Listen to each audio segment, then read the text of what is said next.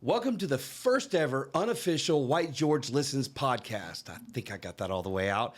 And in honor that it's no longer Black History Month and it's Women's Month here in America, I have a really special guest. But I want to say shout out to my good friend Stone Stafford and Icon Studios for hosting this first ever podcast I'm doing. And Stone, my man himself, is over here on the boards running everything. So I got like the top brass here today. Now, this first podcast I'm ever doing, I wanted to have a guest that stood out in some way significantly to me. I really wanted the conversation to matter. So I have asked the chairwoman of Black Lives Matter to be my first guest, Miss Cicley Gay. And as someone who grew up racist and who wasn't a fan of BLM in the beginning, I thought this was an important conversation to have. So, Cicley, thank you for indulging me for this. Thank you for allowing me to be your first guest. I feel so honored. Does that sound like a good opening? Did I do okay? Oh, beyond. I can't wait to get into it, George. I didn't even practice that one. The point of this podcast is going to be to let other voices be amplified using my platform. Stories and things that I want to know about in Black Lives Matter, I have a lot of natural questions for. So to kick things off with you, who is Cicley Gay in one sentence? I am Cicley Gay. I am a sister, a daughter, a friend. I am a mother, a woman who has raised 3 Black sons in these United States of America without the benefit of a partner for the last 20 years. And so I'm someone who has benefited from the power of collective community, and I have a lot to give. I am a nonprofit and philanthropic expert. I've never worked a corporate job in my life. I've only given back through service. And I am indeed the board chairwoman of Black Lives Matter. She said that with all 10 toes down. I love that. So we're going to get right into it. So I believe there's a lot of initial confusion for what Black Lives Matter is. It's grassroots. It's a foundation. It's individual organizations and chapters all over the country. Can you break that down? Yeah. In 2013, after the acquittal of the murder of Trayvon Martin, there was a rallying cry, the hashtag Black Lives Matter, that started to work its way through social media. And at that point, people really took hold to that because they felt it. They felt it represented the way that they were feeling, and it represented an opportunity for us to finally get to the point where we were collective community and building around one particular phrase. We were not an organization at that point. And however, for about 7 years, from 2013 to 2020, the organizers, who I have a lot of respect for, who have been doing the work in community, did organize around that term, around that phrase and that moniker. And so many of us used it also as a rallying cry, right? And a demand. And then in 2020, we know the murder of George Floyd also caused a lot of folks to start to rally behind Black Lives Matter as well. And at that point, about $90 million came in, and an organization needed to be formed to ensure that there was infrastructure to manage that. So there is absolutely a movement, there is absolutely an organization, and there are unaffiliated chapters all over the country because the original founders, who were activists, wanted this to be a leader-full organization, not a leaderless organization, but they wanted to have diversity in leadership. And what that meant, George, was there was no copyright of the name. And we still are unable to copyright the name. You and I could start a BLM chapter tomorrow if we wanted to. And so there are so many grassroots groups who exist currently that are doing phenomenal work to the tune of the foundation, which I am the board chair of, actually distributing $35 million in grants to them and other Black-led organizations around the country. However, there are some grassroots organizations that are not affiliated with us as the largest entity of BLM at all and may have disagreements in terms of how we move. So it's a rallying cry, it's a demand, it's yes, a movement, it is absolutely an organization, and it's a network of grassroots organizations and activists who are doing the work on the ground to ensure Black power and Black liberation everywhere. So in a sense, I understand there is obviously the movement that started with the tragedies that struck American citizens. And like you said, the hashtag, but that energy started. That's how it began. The money that was coming in and the support had to be corralled in some sort of way that you could give the money out, you could track it, et cetera. Yeah. And then the third, like I said, is almost franchises that require no franchising. Facts. I've never heard anybody say it that way, but that literally is what it is. And by virtue of no requirement of franchising, they can literally do things completely different from us. They can pick up their own initiatives. I mean, ultimately, they all should be advocating for Black life. But to be completely candid with you, one grassroots organization sued the BLM Foundation, lost. The lawsuit was thrown out of court and has frankly been hell-bent on trying to tear apart the fabric of what we're trying to build. I came on board in 2022. I never considered myself an activist. I am someone who understands nonprofits and understands philanthropy. And so I've respected infrastructure and strategy. I believe that white supremacy is a machine, and I believe we have to have infrastructure and strategy and a machine to fight it every day. And so I honor and respect activists and organizers, but I never considered myself one, even though I've always been working for Black communities doing Black liberation work. There are people who don't value that. They believe in some ways that Black Lives Matter should be like a GoFundMe. The money comes in, the money goes right back out. The money comes in, the money goes right back out. However, when you are running a $90 million organization, there's something called the IRS that requires you to formalize and do things like file taxes. And so when this new board was formed in 2022, George, that was the first time the organization had ever filed taxes. It was the first thing we did. People were like, what are y'all doing? What are y'all doing? We're getting things together behind the scenes so that we can do this work for the long run. And so absolutely, it's a huge network. Some of us are aligned. Some of us are beautifully working in coalition with one another, in lockstep with one another. But there are others of us who absolutely do not agree. And my perspective is together, we're greater than the sum of our parts. I wish we could agree. And I wish we could understand that it takes the schoolhouses and the state houses. It takes the streets. It takes board members and it takes board meetings. But there are some grassroots chapters and leaders who don't believe that so much. And unfortunately, there's been some internal turmoil as we've been trying to move this organization forward. As there always will be. And you brought up something, I want to take a tangent for a minute, and then we'll come Bring back it to this. Yeah. You said the word white supremacy, and it's the chairwoman of Black Lives Matter as a Black American woman, and I'm a white guy. You know, you're very educated, very accomplished, and I have 10 felonies. So we just break all the stereotypes right here in this room. Having said that, growing up white, growing up racist, there were levels of racism and how I classify white people. I never considered myself a white supremacist because that's usually the KKK and or the Aryans or whoever, you know, that believe that their skin color is everything. That wasn't the way I was. I don't really have any particular pride in my skin color. I just thought I was better than somebody else because of their skin color. So whenever I hear white supremacy, I have to take a step back and realize what is being said to me. Yeah. No one's calling me, because when you say it, in my head, I'm like, no, those are robes and crosses. Yeah. Language matters. Yeah. And I'm not correcting you, but I'm saying that's how white people receive it. Facts. Versus Facts. my friends who will bring up white supremacy, and I've learned to step back and go, they're not wrong. Yeah. We just categorize it differently. Yeah. Yeah. I mean, you know, when you say supremacy and the way that you think about it or thought about it, by definition, you were absolutely accurate. I actually often say white supremacist ideology because I don't even want to give credence to the fact that one group is superior over another, right? But when I do say it, what I mean is an air of privilege, expectation, assumption, discrimination that is woven into the fabric of this nation. And the more you become educated about this nation's history, the more you find out in how many ways a notion of supremacy, being better than, using the literal term, is a part of who we are as America.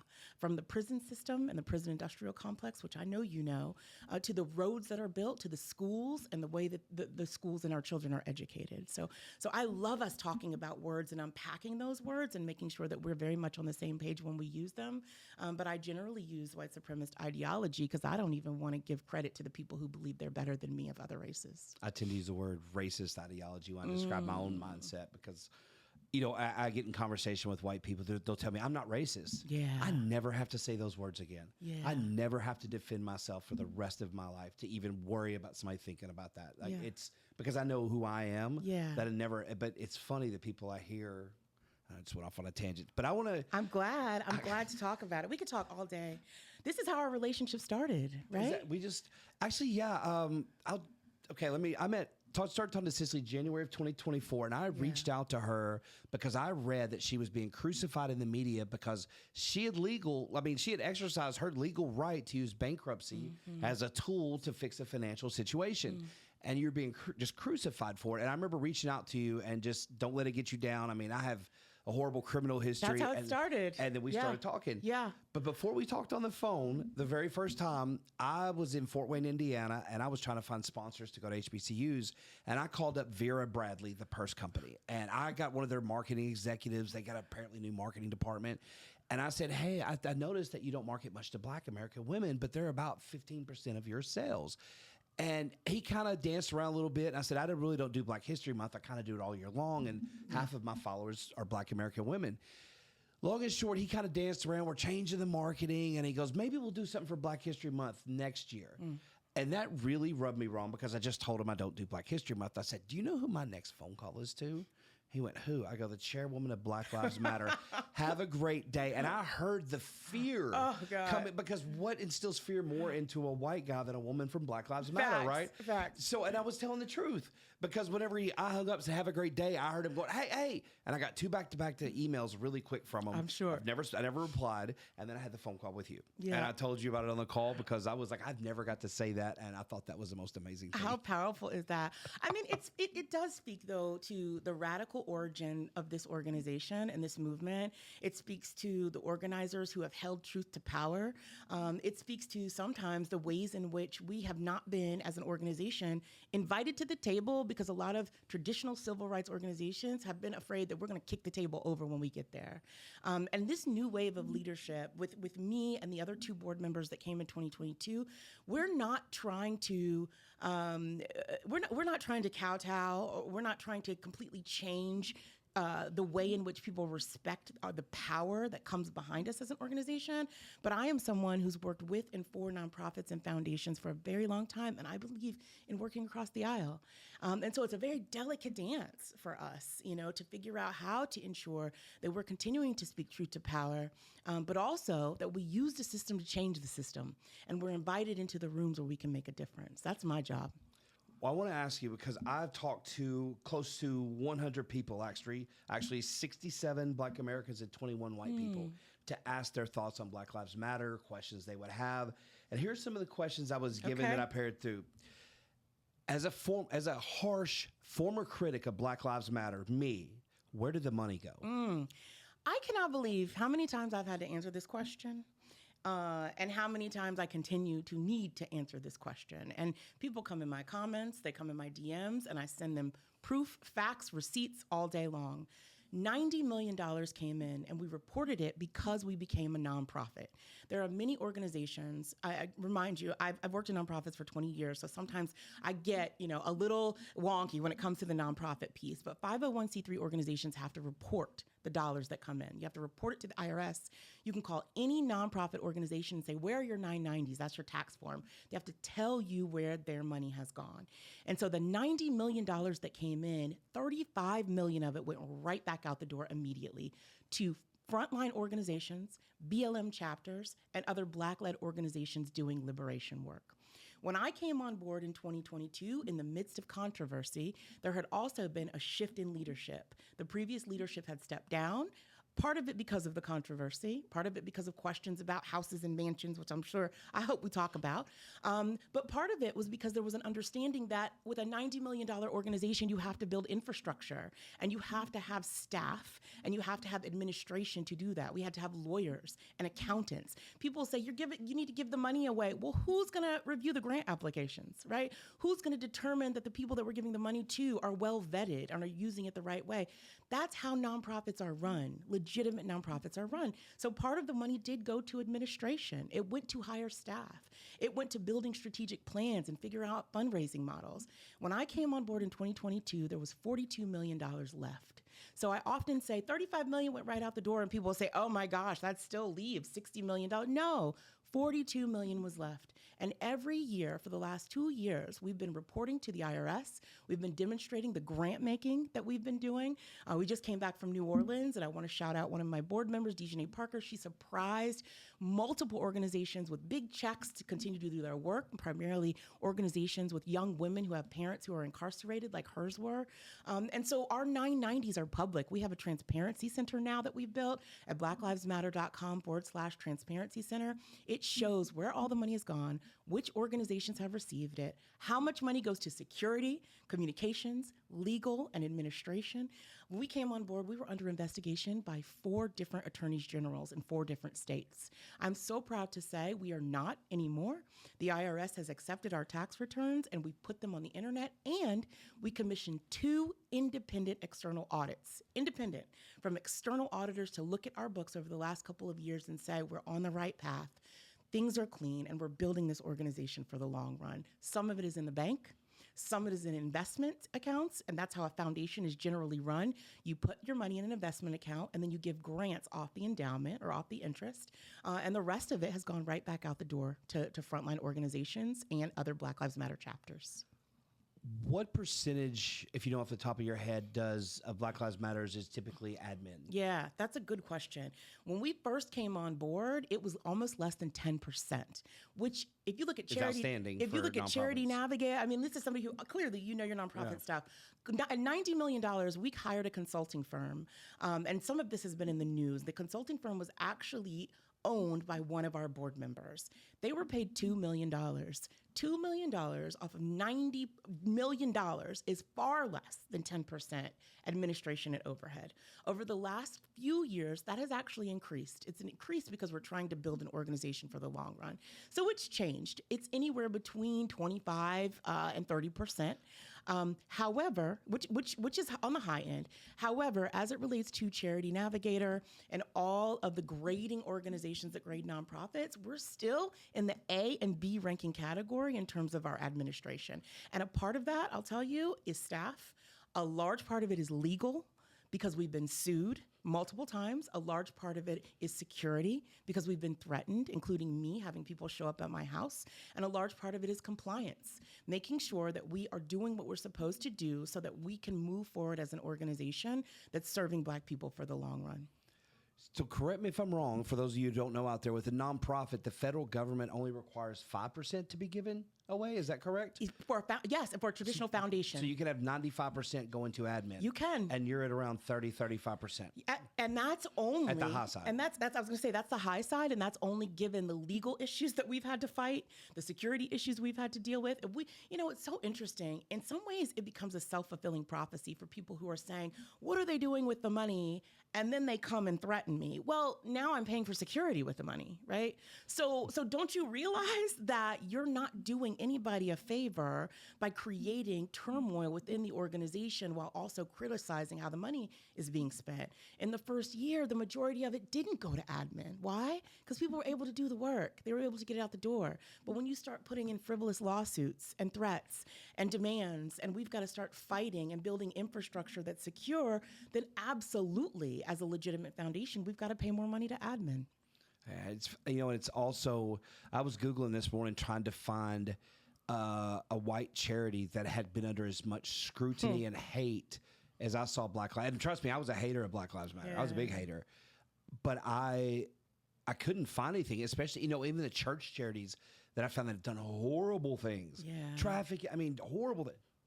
It just gets glossed over. Yeah. Anyway, I do think no matter how people feel about Black Lives Matter, the foundation, I think they were put under a degree of scrutiny and intense media focus unlike anything I've ever seen. So every mistake was just massive. Yes, and, yes. And it still is. But I celebrated those mistakes early on because I could not get through my head why Black Lives Matter. And I'll get to that in a minute. But yeah. And I trust me, I celebrate every mistake y'all made. Yeah. I told you. Yeah. I knew this was going to happen. People are chomping up the bit ready to do that even now. Now. But I think now, let me stop there, especially with Black Lives Matter now. Public perception of BLM has taken a really bad turn in the last couple of years with everything that's going on in this country. it's almost as if they fell off the radar. Where did they go in this last year or two? Where have they been? Yeah, I mean, we have for the last 2 years at the foundation been putting our head down and doing the work, right? So we've been doing, as I mentioned, many of the things like administration, lawsuits, securing ourselves as a foundation. One of my board members says we're trying to build this thing so it doesn't break. We've been paying attention to the current administration. Their House Bill 9495 was just put on the House floor to try to take away the nonprofit status of organizations that are deemed terrorist organizations. And of course, you know that BLM will be at the top of that list should that law pass, right? And so there are so many chapters that are still doing the work. When there is state-sanctioned violence, Black Lives Matter has been there. I was talking to a chapter leader out in 757. I grew up in Virginia, Southampton, West Virginia. He has actually, over the last at least 10 years, been working to help find missing Black children. That doesn't get the press. Let a house be bought, and that'll get the press. But the fact that they're working in the streets every day, fighting for the rights and the lives of Black people, doesn't necessarily get the PR that it deserves. And so we are absolutely still here. We are absolutely still fighting. As a foundation, we have been giving away grants to many, many organizations. I just gave one recently on stage with my board members to Black Girls Rock and Beverly Bond. I mean, we have so many, and we list them in our 990s. But most importantly, there are people who are grassroots activists, and frontline organizing is still one of our strategic pillars, who are doing the work to fight for Black people in community, while we are also, as a foundation, building infrastructure to fight at the highest levels in policy and education and research. We had never done that before, right? So when I say we've been behind the scenes working, we're building infrastructure. We have 6 strategic pillars now of focus. And I've mentioned 2: policy, frontline organizing, healing justice, research and education, and the arts. Those are mine that I'm focusing on, and culture. And we're making strategic investments in partnerships in those because we believe that the expanse of Black people is not just about Black death, George. It's about Black life and Black love. And so we can't just show up on the front lines when someone's killed. We've got to figure out how to invest in HBCUs. We've got to figure out how to invest in the arts. I say often this proverb that I've learned a long time ago, that if a lion doesn't rise up and tell his story, then a hunter gets all the credit. There's been no time that art has been disconnected from our collective liberation. And so we're investing in arts and artists. And so we're touching Black people in all the ways that we live, because we believe we shouldn't just be here to survive. We should be here to thrive. That's what we've been doing. I was going to word a question. I was going to go there. I will come back. So to be fair, because like I said, it feels like they fell off the radar. These last couple of years, you talk about infrastructure. Yeah.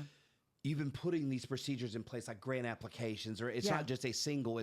There's varying types of grants or gifts and donations. That's How do you right. do this? Did the lawyer prove the way you wrote it? Did the auditor We say didn't the talk money's? about this. No, I know. You're But right. this is where it's like a business. Yes. It's literally a business. It's called a foundation. So you've had to it grew so fast, there was no business in place. There were no policies and procedures. We were doing things like voting on a travel policy, on a security policy, on a per diem policy, on staffing and hiring policies, on grant making strategies and policies. So grants at a certain level have to go through this level of detail. Grants at a certain level have to go through this level of detail. Those are absolutely the thing. I love that you know this, because many people don't. But that takes time, it takes money, it takes resources. And given the scrutiny that we receive, we can't mess up. Right? We're not given the grace that a lot of organizations are given. We recently, and we'll talk about, I'm sure, the mansion, as people call it, campus as we call it. We recently had a dinner for impacted families there. And we brought together, I want to shout out Love Not Blood. Auntie B is an activist and mother out in Oakland who is the aunt of Oscar Grant, who was killed at the BART station years ago. And she brings together all these families, work with her very closely. And do you know, people came online and criticized, there was actually an open letter from someone else, the fact that we had pork there, right? So out of all the beauty and healing, right, and love and therapy and singing and building, that's what somebody criticized. We don't know where the arrows are going to come from. I got to tell you the truth. I was ready for the white supremacists. I was ready for right wing. I was ready for MAGA. I wasn't ready for other Black people. I wasn't ready for them to criticize the fact that I own my own home or I drive a car that they may not think I should be driving, because I've been working for 20 years to build a lifestyle for myself that I now can afford. You mentioned my bankruptcy. That was 10 years ago. I was broke, George. I was a single mother with 3 kids. And I rarely say I'm a single mother. I'll say it in this context, but because there's a power of community that undergirded and supported me and my sons. But I decided to take a chance and start a business in 2015. And I got legal advice and used a legal tool to ensure the $120,000 in debt that I had, 60 of it being student loans that I still had afterwards, wouldn't impact my ability to take care of my sons. I made a decision and I stand on it. And when it came out after I joined this board, when you and I connected, and you let me know, I got a whole list of things, it empowered me because I had people who said, what else they got? That has pushed you into a corner of shame for so long. You've disclosed it before you came on this board. Do you know how many Black people in the United States have filed bankruptcy? White people. You know how many white people have, right? Do you know how many Black women? At one point, I was taking care of 7 people in my family on a nonprofit salary. So I absolutely did file bankruptcy. I've learned from it. And the board and our crisis management team, when I came to them and said, I am so sorry, I have brought more controversy to this organization, they said, this is why we came to you. This is why we hired you, because you've gone through life experiences that Black people have gone through and you've learned from it, right? And so no longer will I be pushed into a corner of shame from the decisions that I've made and for the life that I've lived. I am a collection of my past decisions. I am not my past self, right? And I stand firm on trying to use those decisions to make life better for other people. Speaking of which, one of the first programs that we instituted was paying off Black people's student loans. So yes, I had them, $60,000 worth of student loans, and I came to the table with our leadership and said, I am not the only one. What can we do? And we started the Student Solidarity Fund at the end of 2022, where we paid off Black people's student loans based on a percentage of how much they owed, and we started supporting HBCU students directly to meet their unmet human needs. So you had a bankruptcy 10 years ago. Yeah. I kind of laugh because last year I was homeless. My truck caught on fire and was totaled. And I got off parole. So I kind of one up you just last year. I'm like, dang, okay. You just had a bankruptcy. That ain't nothing. Yeah. But again, you because of the role you stepped into, I think you have to have super thick skin. That's you know right. like you said, the arrows are coming your way. That's right. Again, I was one of those people years ago before you came on the scene that I had a quiver full of them. I could statistically break down, but you know how numbers lie. We could use them for our benefit a million different ways. Yeah. I want to know, but for one, has BLM ever done anything for white people? And I asked that for just curious. Because we always see it as Black American only. Has there ever been? We don't have any direct initiatives specifically for white people, right? However, I believe that a rising tide lifts all ships. And what I know for sure is when Black people thrive, other groups thrive too, right? We're looking at DEI. We're looking at the primary beneficiaries of DEI actually being white women, right? Yeah. So, and again, we haven't talked about this beforehand. So while we don't have particular initiatives that are specifically for white people, what we understand is the power of collective community, focusing on those who have been discriminated against systemically and otherwise, and ensuring that we've got an equal seat at the table, because we know when that happens, other people are going to benefit too. Oh, I absolutely agree. Can BLM and conservative-minded people ever be allies, do you think? Okay, I'm going to throw you for one. Let me tell you what happened during the nomination of Kamala Harris. We shocked the world when we came out and said there was no traditional voting process and vetting process for Kamala to be the Democratic nominee. There were people in conservative media who agreed with us. We are a nonpartisan organization. Everybody can get it. The Republicans can get it, and so can the Democrats from time to time.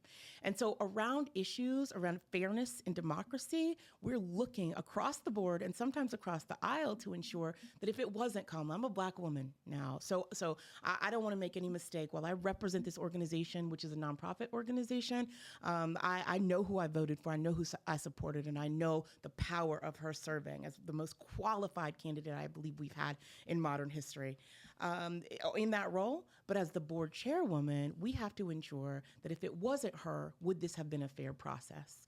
And we held the Democratic Party to account. We said there needed to be a vote. There needed to be debates. There needed to be some type of what we call either a slap primary or a virtual vote.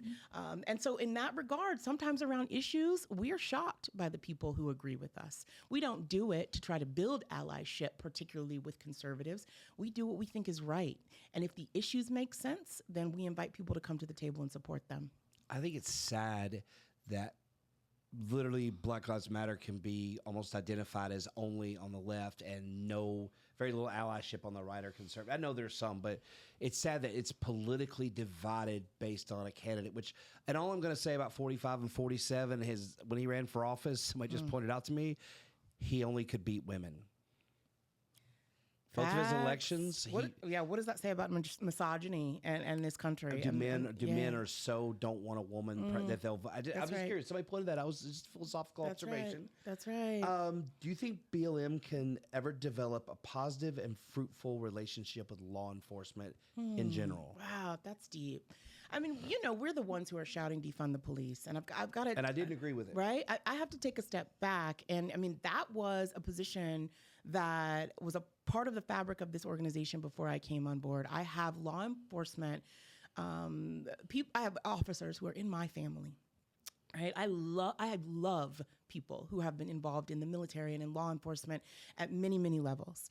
What we are talking about is dismantling a system, a discrimination. If you look back and started slave patrols, there is a direct line to law enforcement now.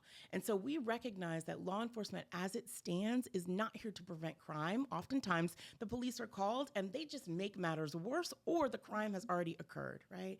And so when we say things like defund the police, we're not saying we hate all individual police officers. We are saying that there is a system that is structurally flawed, that cannot be reformed because it is racist at its core and needs to be dismantled and rebuilt. There are nations, there are communities that are doing things other ways. We've started to examine them, right? And so I think as it relates to the current system of modern day policing, that answer would be very difficult. However, if there are people who believe in the power of collective community, if there are people who believe in accountability, if there are people who believe in true reconciliation and reformation as a practice or a policy and bringing people to the fold. I mean, you're a perfect example of this. There are absolutely folks that we should be able to work with. And I'm gonna go on my own little soapbox if you'll indulge me about law enforcement. I've really never had a bad experience with police, even though I'm a criminal or a former criminal. Police have always given me a very safe, quick, clean ride to jail. They were never really involved in my crime or arresting me. They just always gave great transportation to court, wherever. I mean, the shackles suck. But the cops have always been cool to me. I didn't give them any lip either, right? Yeah. But so I don't have a real problem with police officers at all. I'm glad they exist. I'm glad they're here for us. Police culture is a different thing. Exactly. The blue code, the blue shield, and I've had a few cops tell me this too. He goes, one said all law enforcement is bent to some degree. He goes, either are or you aren't. I'm like, well, no. He goes, I'll tell you what right now. If you won't give your own grandmother a ticket, but you'll write a ticket to my grandmother, he goes, that is not equal application of the law. He goes, I know cops who write their own wife a ticket because they're in a fight with them. He goes, people abuse that, and that power. He broke it down psychologically and how hard, like I could never be a cop. I would put my hands on people, right? I know I would. I'm not built for it. So I have mad respect to the men and women who can take it like they do. Now, this is something I want to bring up because this is personal to me because words matter. Defund the police really bothered me as much as I'm not necessarily a fan. Being a convicted felon, I still understand that our society exists somewhat without chaos because of the amount of respect we give to law enforcement to have power over us. So when I heard defund, my mind is doing away with chaos. And I think a lot of white people still feel that way. Sure.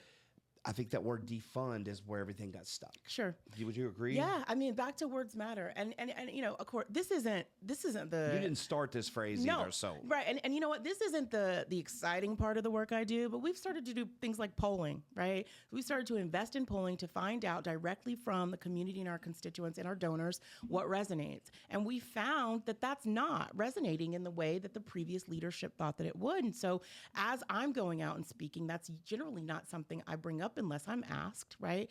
It's a reallocation of resources. One of the ways that I even got on the map as it related to Black Lives Matter, because they came to me and asked me to be on this board, was I was working with an organization in Los Angeles called Reform LA Jails. I am a nonprofit consultant. I work at the intersection of cause and communications. I've been fame adjacent for a long time. A lot of my clients are people you know, and I've been the one who's kind of been pulling the levers behind the scenes to help their nonprofits run and raise money. And one of my clients was Reform LA Jails.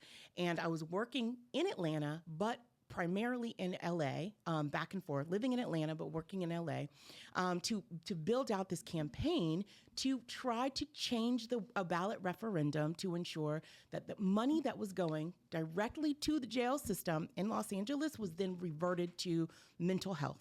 And we actually put a ballot measure on the vote back in 2020 and won with 73% of the population. That is what defund the police looks like in action.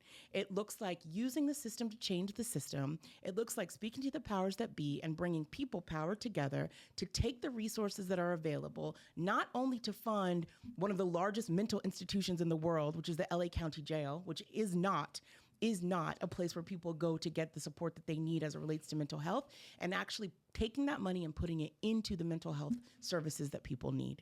That's how we did it in a practical way. But you do believe that BLM and law enforcement can find a way to have synergy together, that it is possible and should be a realistic goal? I think it's hard to say yes as long as we consider it law enforcement, right? I think because we have to look at the infrastructure of how laws were built. I think for people who are looking at the power of collective community, for people who actually care about a culture of care and safety, if that's the camp you're in, absolutely. Well, wouldn't you agree that a partnership kind of creates gentle nudges to get law enforcement to? For me, everything was life experiences, how I changed my views on racism. It's going to prison, living with men who didn't look like me, hearing their stories, experiences.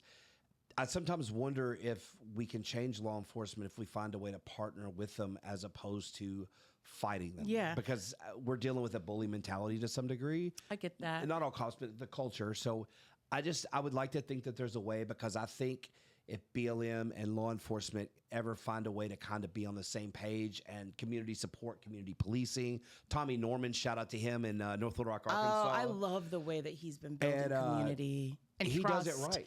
And trust and love and legitimate and authentic care for community. I saw him at Walmart several years ago in Maumelle, where I was living. And I walked up to him, and I've met him a ton of times. I'm like, Tommy, small words. I go, how are you doing? And I held on to his hand longer. And he just he realized he let it there, and he just kind of looked. He's like, man, nobody's really asked me that in a while. Yeah. And so, but he does it right. Yeah. And so, that law enforcement complained about him for using his filming stuff on the job. He had to do a different way around. I mean, he had to create policies. I'm sure. But because it was unpopular. Well, I think, anytime somebody's coming in and doing things differently, obviously they're going to be criticized. I can attest to that. So can I. Yeah, right? I mean, I don't personally have the answer about how we can build bridges together. I have examples, though, right? Like that example. I have another beautiful example of a Black Lives Matter chapter, one that has not been a grantee organization, that called me recently and said they actually must work with the police because one of their goals is to find missing children, right? And they cannot accomplish their goal of doing so if they're not working with the people who have the access to the information. So I think that in some ways we have to have access to the tools that law enforcement has, but at the core of it, I do believe that it is a system that must be dismantled, not reformed, because I believe that racism is baked in, and I think that it's been so difficult for us to build those bridges in a collective way to change that culture. Unfortunately, in this case, I don't think there are solutions. There are only compromises. Yeah. I don't think you can dismantle a blue chip industry that's law enforcement. The best is. I'm not saying I can do it. It'll be a long, slow. Yeah. But I do hope that law enforcement sees the power of finding a way to partner with BLM, especially in certain communities in this country where they come in with a partnership with the community. They're not as scared. They realize that they're a community partner as opposed to a community enforcer. And I think, again, words, language, perception Yeah. And that affects all of it. I do believe in using the system to change the system, George. So wherever we can do that, whether it's compromise or not, makes sense to me. Start voting. That would be great. Ooh. Okay, this was a tough one. Okay. This is a friend asked, a friend of a friend said that they would like this question asked. Prove me wrong. Convince me that Black Lives Matter is about doing good and instead of creating racial divide. Now, I'm going to answer that question for you. Okay. I hated Black Lives Matter. Couldn't stand them. Vocal critic of them. Because all lives matter. My lives matter. Why does somebody else's life matter more than me? And so every mistake, every trip up, everything in the news, I was like, I told you. And I would stand 10 toes down on that. And it's why amazing I'm having this conversation with you. Until I had a coworker one day, I was arguing against Black Lives Matter and why it needs to even exist. And he looked at me and goes, let me ask you something. Let's say you have 4 adopted daughters. And I'm like, okay, because I don't have kids that I know of. He said, so you have these 4 beautiful daughters. You have a Hispanic, an Asian, a white, and a black daughter. And your little black daughter comes up to you and says, Daddy, do you love me? He goes, what do you say? I'm like, well, of course I love you. He goes, wait a second. You don't mean to say, you don't tell them I love all my daughters. And I'm like, no, I tell her I love her. He's like, why aren't you telling her I love all my daughters? And I kind of looked and it dawned on me. And he goes, that little girl in that moment is hurting. Whatever it is, she's hurting. And she needs the love of her community around her. And you know, you're a dad. He goes, how do you respond to that moment? He goes, there's a community in America that's hurting. Yeah. Whether you want to agree with it, whether you want to see it or understand it, they're hurting and they're crying out. And now they're acting, they're rebelling because we're not listening. Yeah. He goes, so do you beat your daughter? Or do you love on your daughter? And I'm like, he goes, because it's not your birth daughter, right? It's adopted. Different community, right? Yeah. And it just hit me. And I'm like, oh, I'm the asshole. Yeah. I mean, it's a beautiful way to think of it. You give the love to the individual or community, or you give the attention, or you give the support that is needed. I've heard so many of these, either metaphors or analogies around it too. If there's one house on fire in your neighborhood, do you put that fire out or do you yell? All of these houses are very important. You focus on the one, right, that is hurting, the one that is in pain, that needs the most attention in that moment. And we have statistical evidence, not only based on people who are crying, pleading, shouting, screaming, that we are in pain, that we are in so many ways. And so I appreciate whoever told you that changed the way that you feel. For so many Black people, though, this is something that we've been crying for a very long time. I mentioned I'm a mom of 3 Black sons. I remember watching the State of the Union with Biden, and this was after the death of Tyree Nichols, and his family was there, and he talked about, for the first time, hearing about the talk that Black people have with their children. Now, this is when a police officer pulls you over, it's 10 and 2, it's here's your license, it's here's your right. My children have known that since they were babies. My children have known at many times to be quiet when they are 2 or 3 years old in the back of the car. What a privilege that people can go their whole lives and not have to be educated about that, because that's not a life they live or a community they live in or a way that they're going to be viewed by either law enforcement or otherwise. And so for Black people, we've known it a long time. We've known the house is on fire, right? We've known. And Black Lives Matter gave so many of us, 27 million of us who rose up and marched in the streets in 2020, a rallying cry and some validation and frankly, some empathy from white allies and others to make that come to the forefront and for people to get behind it and do things to support it. Well, you know, and the racial divide part I find very interesting, because I was of the mindset too, if for some reason Black Lives mattered, that somehow mine mattered less. Yeah. That, yeah. you know, even Blue Lives Matter. As a felon, I'm like, Blue Lives mattered. Yeah. I didn't understand that somebody's life could matter too. And it doesn't take anything away from me to care about somebody else. In fact, the Bible commands me to do that. But I see when people say racial divide, that we're going to use the word uppity. That's the one I heard often. Sure. Because you dared speak up that you are somehow racist or you're causing a divide. When I notice when white people say that, you know, they're racist, or why do you keep talking about it, keeps promoting it? And I'm like, at what point in your life did you wish you were born Black? And I ain't found a person yet who has ever said, I wish I was, except maybe Rachel Dolezal, and no love to her, but I would agree, maybe her. But I don't know a single white person ever that said that. And I said, that's how you know we have that little bit of privilege that we hate talking about. It's a de facto admission that discrimination exists, that racism exists. And you know, the people who are, I don't see color. And I'm like, why can't you? I love my color. I love Black people. I love who I am. It's disrespectful. Right? I can love who I am without hating who you are. And we could have kind of our 2.0, 3.0 conversation about Western society and capitalism and how there's this notion of competition over collaboration where a lot of other cultures don't think that way. Where I am because we are. That's not necessarily what exists in Western culture. It is, there is a pie, and the bigger your piece, the smaller mine. And that's why when we are called to elevate other cultures, there are folks who say, oh, you must be diminishing mine. But that's not the case if you believe in the power of collective community, right? But we don't, it's not our community. It's not the case if you believe there's more than enough. Right? If you believe in abundance, if you believe that what we appreciate appreciates. And sometimes I sound real Pollyanna. I have to have hope. I have to approach this work with love and joy. It's all I know. It's what's held me through as a Black mother that is raising 3 Black sons. I don't know how I could be here right now if I didn't believe. I don't know how I could work for nonprofits if I didn't still believe that there was hope and there was joy and there was love to be had that could undergird and support us all. But it's not easy, you know? It's not easy. It's not. You know, it's you bring up, you know, people think racism doesn't exist, and I'll give you two very specific ways it does. One, I was very racist within a decade ago, and I know that racism hasn't stopped in the last 9.5 years, right? I know it's there. I know the signs. I know the secret handshake. I know the code. I speak it. It's still around. So number one, and if you don't believe me, number two, check out the comments in my video. They just coming out. They feel emboldened and empowered, and I'm quietly going after some of them's jobs. Yeah. Because I'm good at research. Yeah. I mean, I got a guy with the Forest and Wildlife Service in Massachusetts right now. He's a Marine. And think about all of the ways that they engage with Black people on a day-to-day basis, and their racism rears its ugly head in just the way that they move. That's whether you are a doctor, whether you are a park ranger, whether you are someone who is working at a restaurant and serving food.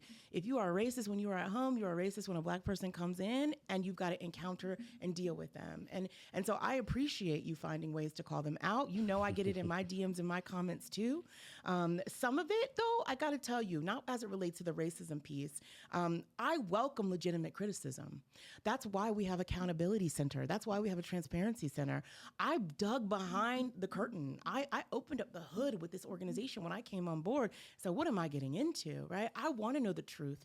I'm here because I want people to ask questions, and I want to be able to tell them that this is a new wave of leadership. We talked about 1.0 being Black Lives Matter as a rallying cry, 2.0 being the organization that then we had to put our heads down and try to build infrastructure, and 3.0, a rebrand where we are building this organization not to break, and we are focusing not just on Black death, but Black love and Black life. And we have to do that collectively, right? And we know that anytime there is Black progress, there is white outrage. So to your point about the racists in the comments, they're coming. They're coming. We just have to have the fortitude and the strength. I say all the time, keep throwing bricks at me. I'm going to use them to build a bigger podium and a bigger stage. And I'm going to get even louder and prouder about the work that I'm doing.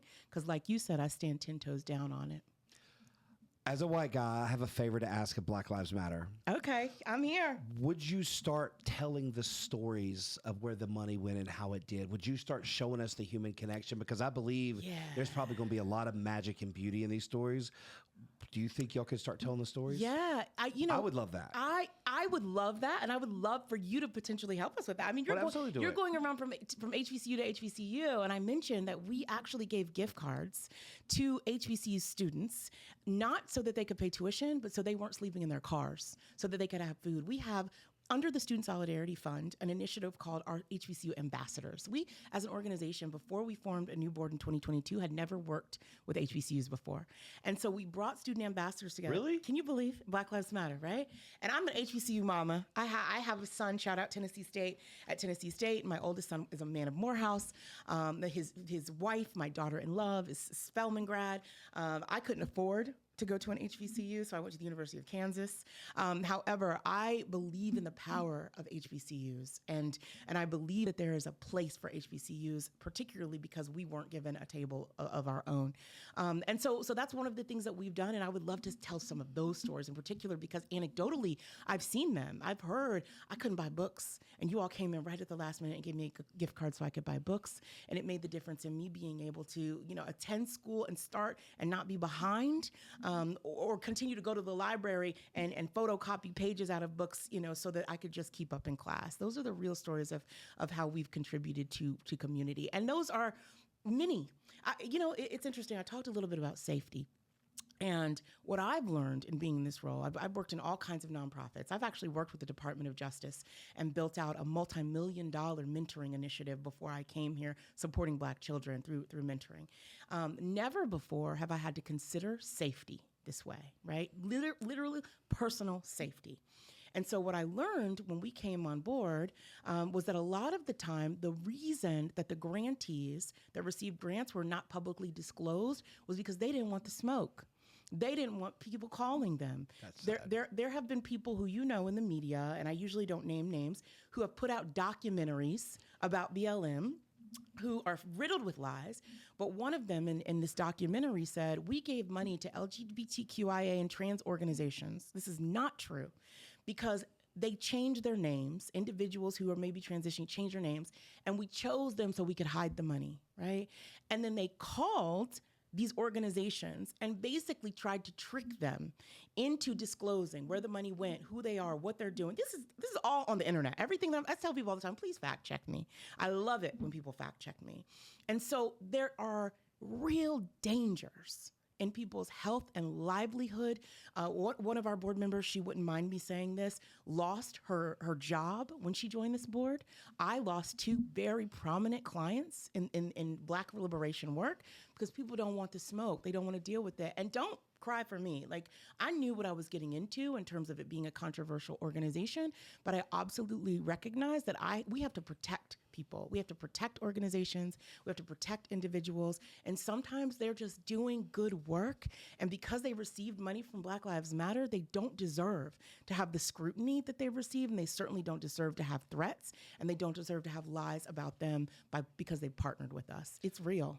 I don't know why people care so much why $90 million went into Black America when how many hundreds of billions of dollars or trillions we lost in an audit with a government that we don't know where it went, or come on. There's so many of these other charities that are white owned, like I said, that are massive frauds, so hundreds of millions of dollars.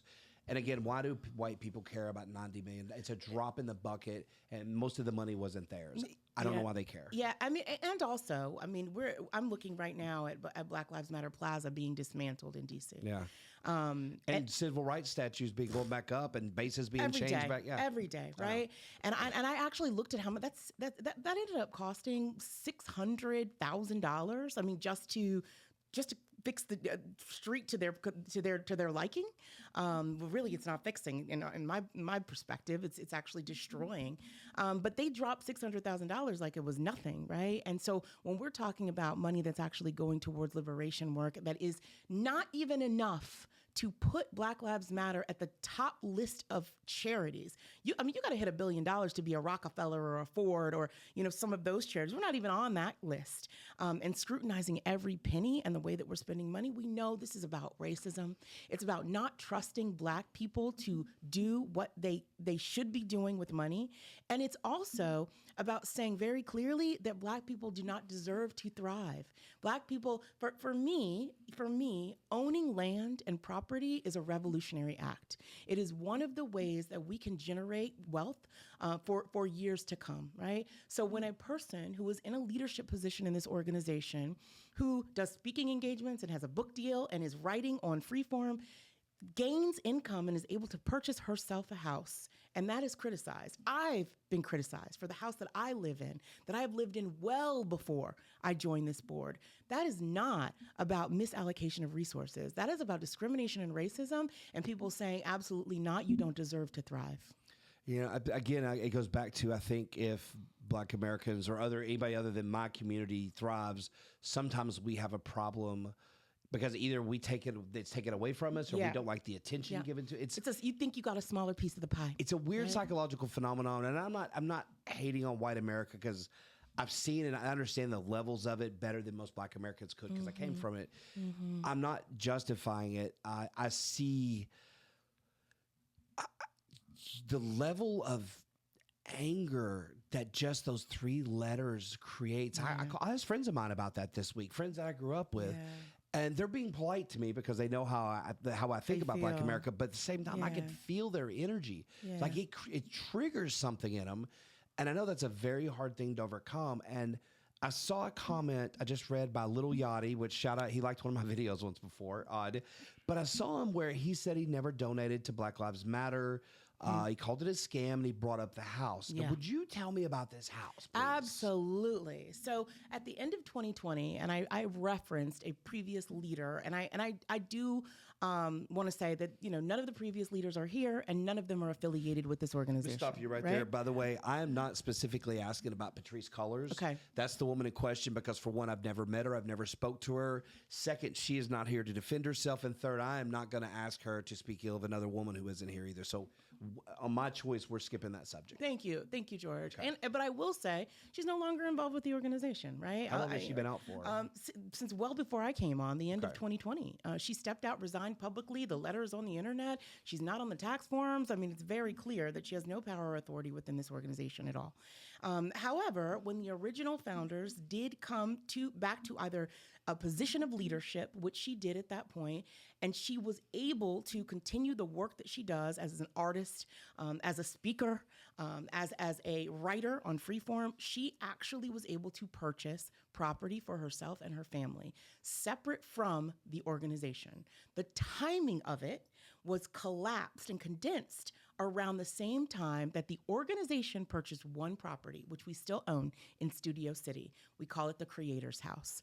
Unfortunately, we know how important PR is. The PR around that and the intention of that trailed the media, right? So when people heard that Black Lives Matter purchased a property, a $6 million property, that we consider our headquarters, many nonprofits, let's look at how much property the Boys and Girls Club own around the world. Let's look at the YMCAs and the YWCAs and how much property they own. The Catholic Church. Let's look at every university and how they have a house on property for the head of the university to live on. It's a very common practice to actually own a building. The question, though, was what is this building being used for, and why is it in the community that it's in? So when I came on board, and by the way, it's already gained equity, so it was frankly a very smart real estate purchase. It's an appreciating asset, right? And part of a foundation is to invest money to continue to have money. Okay, thank you. I just want to clarify George, I mean, we are able to grant make off of appreciating assets. We are able to grant make and give money off of interest that accrues, whether it's a money market or an endowment. Again, I'm getting way in the weeds about how this works behind the scene, but if you have no money, you can't give any money away, right? Say that again. If you have no money, you cannot give any money away. And you can give off based on the appreciating asset, i.e. equity. Absolutely. If a $6 million home is now worth $9 million, absolutely, you've got a $3 million equity position that can be played with to continue to do good, right? Did I understand that correctly? That is literally the work that we are doing behind the scenes to ensure that we can continue to give money to Black communities long term. If we treated this organization like it was GoFundMe, we would have been gone a long time ago. And even GoFundMe takes an admin fee, right? So the property in and of itself may not have been a decision that I made, right? As the board chairwoman, I've looked and thought, if I had the information that leadership had then, would I have done this? I've thought, could we have bought an apartment building, right? Could we have bought a triage facility? However, the decision legally was made to do it, and I went there when I came on board with attorneys. Wasn't going to go by myself, with security, because that house has been doxxed. There have been people who have come there and threatened it, have been protested. They protested out there. They did all kinds of things. I went and made sure I was safe. And I walked around that property and I saw 21 parking spaces, George. I saw a film studio in the back and a sound stage, right? I saw that the previous owner was actually a leader of a megachurch, and that's where they used to film their content. And I recognized that it was a priority that we owned our own brand, we licensed our own material, we owned our own name, and we pushed out our own content as the media is pushing us into corners and not giving us access to be able to tell the truth. And then I said, and that art, is one of our strategic pillars, and we call it the Creator's House.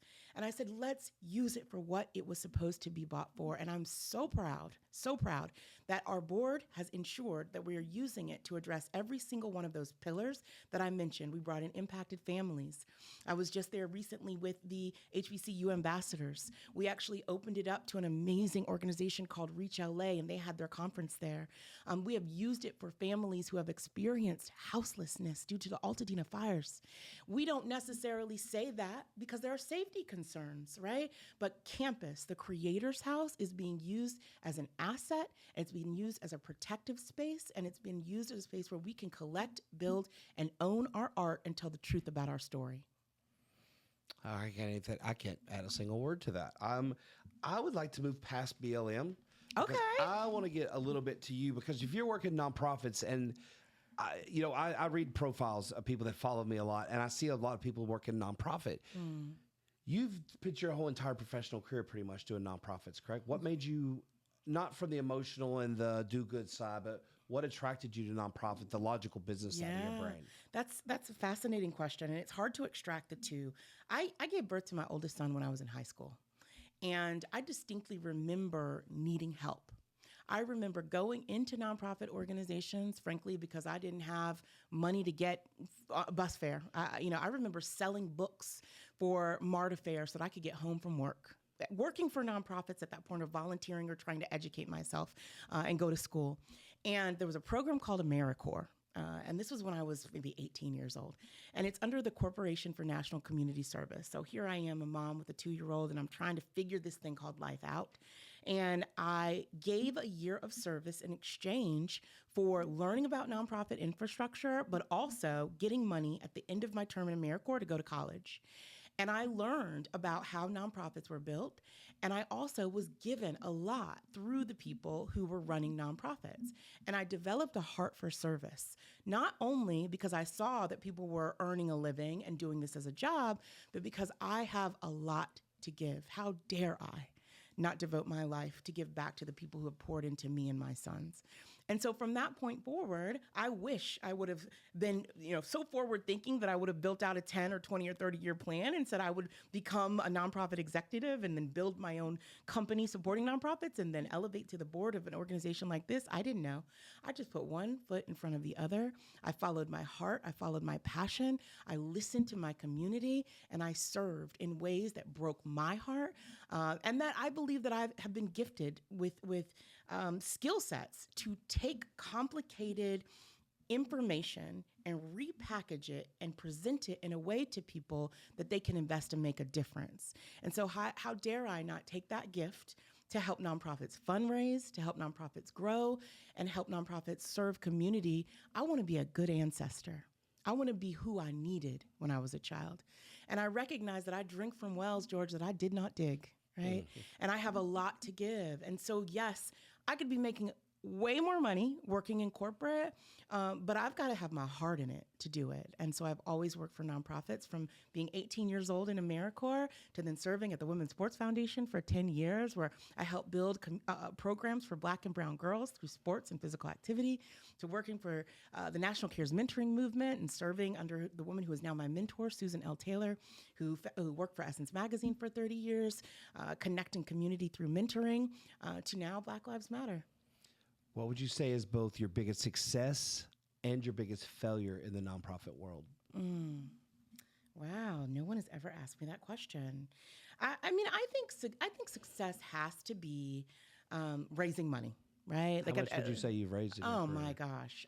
Come on, brag! I want to hear it. I mean, easily $10 million. Okay. Easily $10 million for other nonprofit organizations, right? My job isn't directly tied to net when it comes to money, but the money that I've gone in and asked for, I can very easily say, like, I've raised millions of dollars for nonprofits around, over the course of the last 20 years or so. But I think there's been a lot of tertiary benefit to that too. While, those checks haven't been written directly to me, I've elevated the brands of nonprofit organizations. I've changed people's hearts and minds. I've met with people who didn't believe in investing in Black community, and then they've instead become some of the biggest advocates and allies for nonprofits and the work that we're doing. So I think that has to be my biggest success. A lot of people don't know that the goal of a nonprofit is to go away. If you really think about it. And Solve the problem. Right? You solve the problem. And so the success is when the nonprofit doesn't exist because the problem has been solved, right? And so for it to be here forever really actually isn't a win. A win is that you no longer need to exist anymore because you've done what you said you were going to do. So did you just tell me your biggest failure is that a nonprofit still exists because you didn't solve the problem? I mean, because that's a pretty brilliant answer. I'm going to say well played. It's a complicated way to think of it, but it's true. Well if I've played. still got to do the same thing, tell the same story, ask the same questions, advocate in the same way, then I'm not doing my job, right? So the longer these individual organizations are here doing the same work and crying out for the same crumbs, frankly, then that is not a success for me. That was a great answer. I can't even add anything to I that didn't. answer. Nobody's ever asked me that question before. What would you say is because so many people that have nonprofits watch my content, what would you say is the number one piece of advice you would give them, and what is the number one mistake that you see people make? Yeah. I'd say the number one piece of advice is to first do your research and ensure that nobody is doing what you're thinking about doing. There are thousands of nonprofit organizations that exist around the country, many of them doing fantastic work. That's why I get so frustrated when people say, what about gun violence and what about Chicago and what about Black on Black? I have worked with passionate advocates in community serving in some of the most dangerous and under-resourced areas, frankly, not only in the U.S., all over the world. And they are doing that work every single day. And so I think it's really important that for people who are thinking about starting a nonprofit, you make sure there's not somebody already out there that you can't collaborate with. Together, we are greater than the sum of our parts. And so don't reinvent the wheel. Learn from people who are doing it and do it better together, right? I'd caution people there. We don't necessarily need to start another nonprofit. I also think that nonprofits are a business, right? And so if you don't know how to run a business, this is why I'm here. This is why I'm here at Black Lives Matter. If you don't know that you've got to hire lawyers and accountants and attorneys, and you have to not necessarily pay taxes as a nonprofit, but you have to file taxes, this might not be the space for you. Having your heart in it is just the first step. You have to have the skills or a team around you to ensure that you're doing the right thing for the people that you're trying to serve in the first place. My final and most challenging question. You ready? Yes. What is next for Cicley Gay? Wow. I mentioned that I wish I had a 5-year or 10-year or 20-year plan. I wish I knew the plans that were for me. I believe that I'm going to keep putting one foot in front of the other. I'm going to continue to serve community. I'm going to continue to serve my family well. I'm going to continue to operate with integrity and loyalty. And most importantly, I'm going to continue to move forward in love. And that's been at times one of the hardest part, to love someone who has threatened me, to love someone who has terrorized my child because they came to my house, to love someone who is notably racist, right? I think whatever I do, whether it is continue to, the official answer, build my business and help nonprofits or build this organization, I've got to do it undergirded by the truth of who I am. Love is my superpower, George, and I'm going to continue to do whatever I do undergirded and guided by love. Wow, I was just hoping you were going to tell me you're going to buy a new car or something, but that was way better. That might go viral if I do. God knows. So Cicley, I want to thank you for your time coming here today, and I want to thank Stone, Stafford, and Icon Studios, and all the amazing 3 people in this room with us who've been so awesome and never made a sound. And this concludes the first ever White George Listens unofficial podcast. I'm so honored. I am so honored, George. And I think I thanked you at the beginning, but it's people like you who are in my DMs who remind me to keep fighting the good fight, not to pay attention and justify my life or my lifestyle because I'm in this for the right reasons, and to continue to be who I am and show up every day because we're in this together. So thank you for being here for me in ways that nobody has seen. I've needed it. It's fueled me, and it's allowed me to continue to do this work every day. I want to leave you a little bit of advice my Nana gave me. Never argue with fools. Facts. They're overqualified, and I can't win anyway, right? Thank you so much. Yeah, thanks, George.